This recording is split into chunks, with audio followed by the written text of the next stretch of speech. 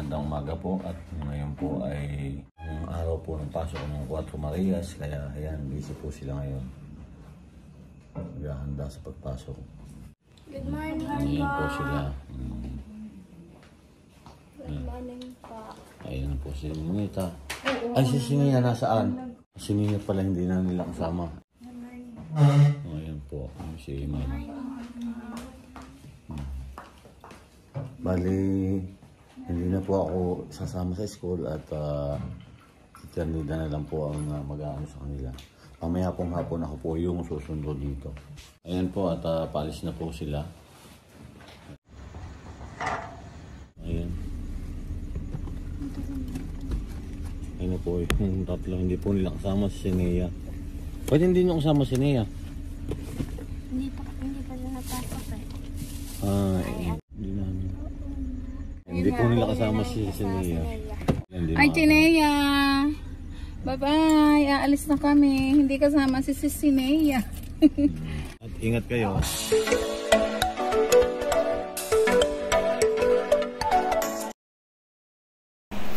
Ayan, bye-bye Mylene, bye-bye Russell. Excited na po talaga sila pagpasok ko. Ayan, si Ninita po mapatnugot pa rin.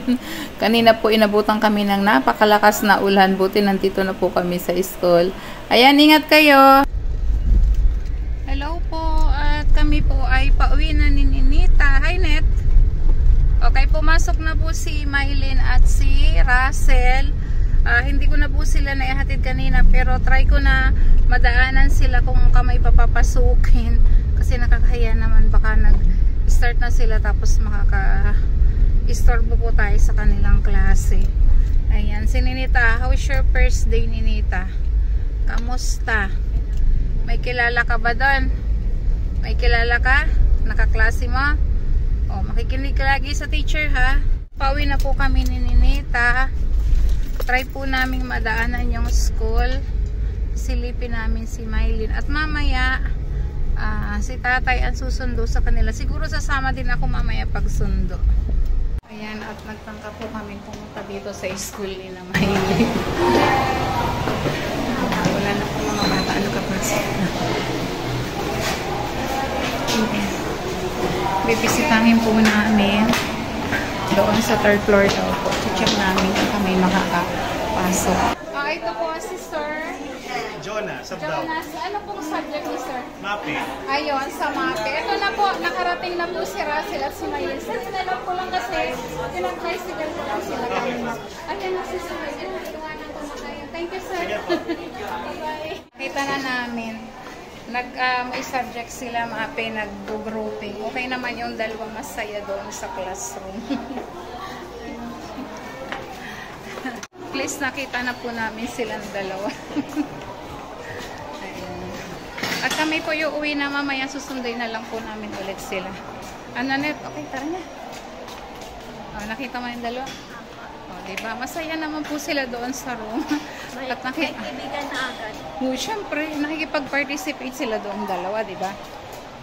Magandang hapon po sa lahat at ngayon po naman ay susunduin natin si Mylene at si Russell.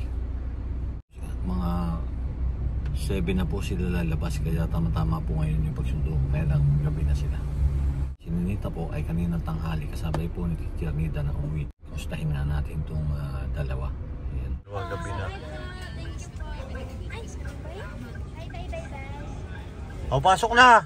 Doon ka nga sa kabila. Ayan o. Ayan ang dalawa. Salamat po! Ayan, at nasundo na natin. Sama po natin si Mang More. Ayan. Kamusta naman ang unang araw na pasok niyo? Ha? Kamusta, Russell? Hindi ka ba nanibago? O dahil siyempre may bago kang mga klase doon? Hindi katulad doon sa inyo sa Davao? Bagay, kasama mo kasi si Mylene, ano?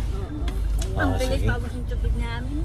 Ha? Wala na akong tubig. Naubusan daw sila ng tubig. Tubig.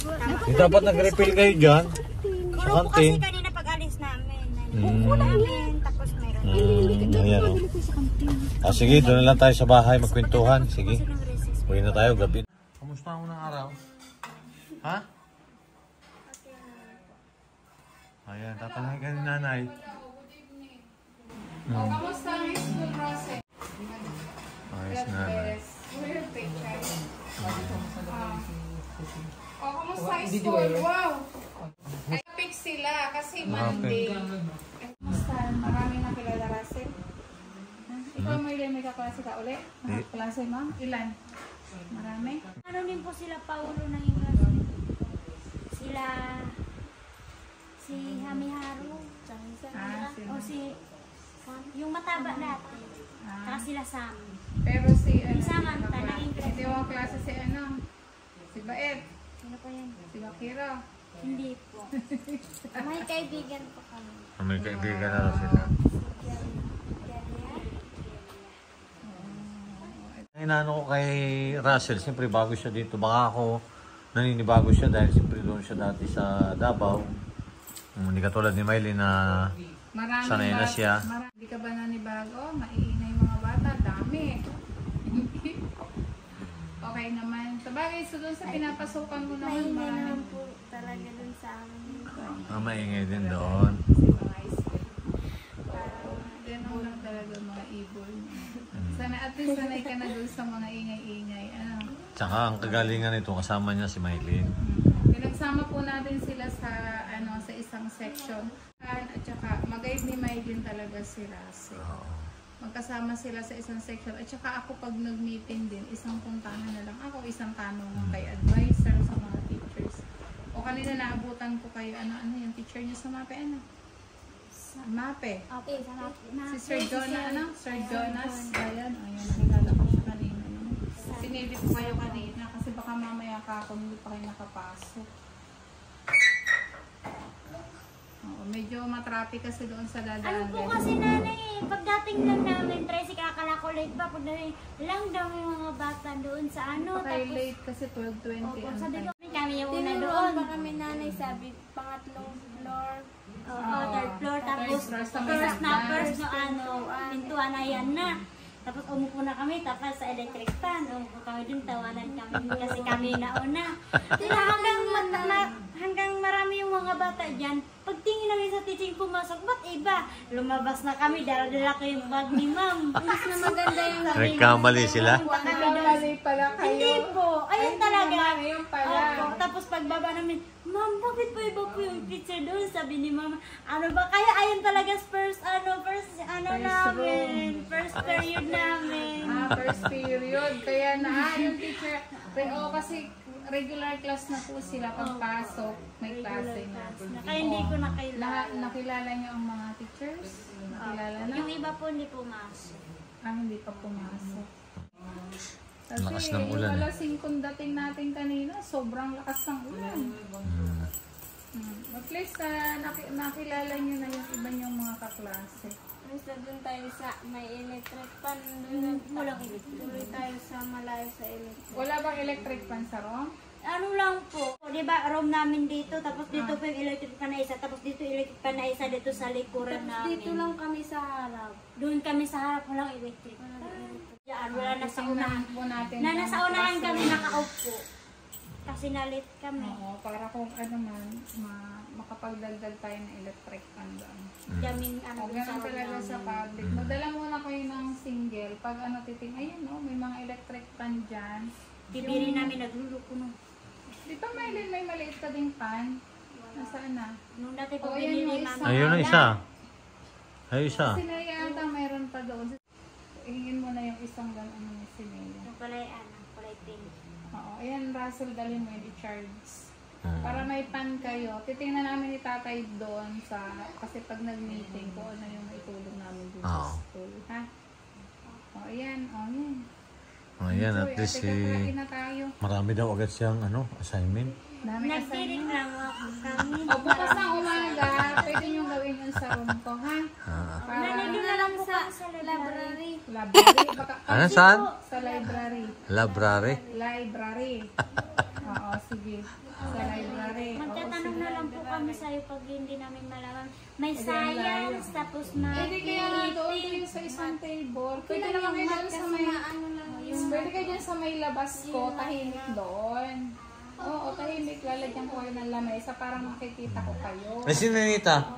At saka komportable kayo mahangin. Hindi bubuksan ang aircon doon pag kayo lang dalawa. Ay, si Ninita. Wow, ayan po si Ninita, Ninita. how are you? Oh, ayan. Nagsulat sila kanina, nakita Sulat ko. din kanina si At Ninita. pagdating niyan dito, tinuturuan din ni Sinayang magbasa. Tapos nagmamat kami. Habang nagluluto ako, may pinapagawa ako sa kanya sa mat. Kasi nga yung numeracy pa po sa inyo. Ay, pag-igihan si Pero Ninita. okay lang yan. Kaya naman ni Ninita yan. Ano muna yung kaya niya sa ngayon. Daming natulog kanina. Okay lang yun. Basta mag-aral, ha, Ninita. Huwag aral lang ng aral. Huwag kang nahihiya kung mahina ka pang magbasa.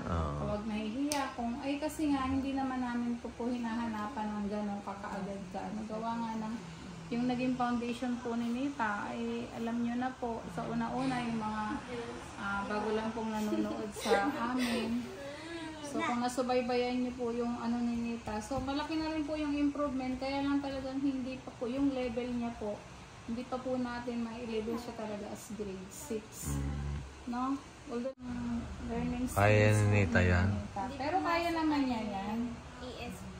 Hindi lang madaliin. At Saka na kami nagising ng Natulog daw lang sila. Natulog kami sa subject ng math. Tapos pag-gising ko, sabi ni ma'am, sino magbulan, sir? ko na lang Sabi ni ma'am, sino daw nagbulan? Doon nakatasi ako ng kamay. Kakagising lang. Masaya ba kayo? Oo, yan. Masaya sa unang school. Anong nangyari sa inyo sa school? nag-enjoy ba kayo? Nag-enjoy? Apo. Ayan, marami daw nakilala si Russell ng mga kaibigan. Shoutout po kay Grandpa. Kay Grandpa Tsaka mo. kay Tita Message JB. kanina yun. Shout out din po kay Doc Lexi po at saka kay Ma'am Ignat. Shout out po sa inyo. Thank you so much po sa lahat. Sa inyo po. Thank you so much po kay Tita JB. Sponsor ko po. Tsaka kay Grandpa po. Thank you so much po. Shout out po kay Ma'am Molina po. Ng Italy. Shout out po sa'yo. Thank you po. Oh, yan. At least po, masaya sila sa unang araw ng pasukan nila. Ayan. Ayan, thank you po kay ma'am ng California. Ingat po kayo dyan. Si Romel dyan po sa Los Angeles. Ingat po kayo palagi dyan. At kay ma'am Nena, kay ma'am Carmen, studio, at kay ma'am Annie. Yan. Nena. Yan, masaya po yung Tres Marias. Yan. Si Mia po kasi ay hindi nila kasama. Iba ho kasi yung pinapasukan na si Nia. Kaya hiwalay po sila sa kay si Nia. Ayan, bye-bye po. Bye-bye po. Bye-bye po.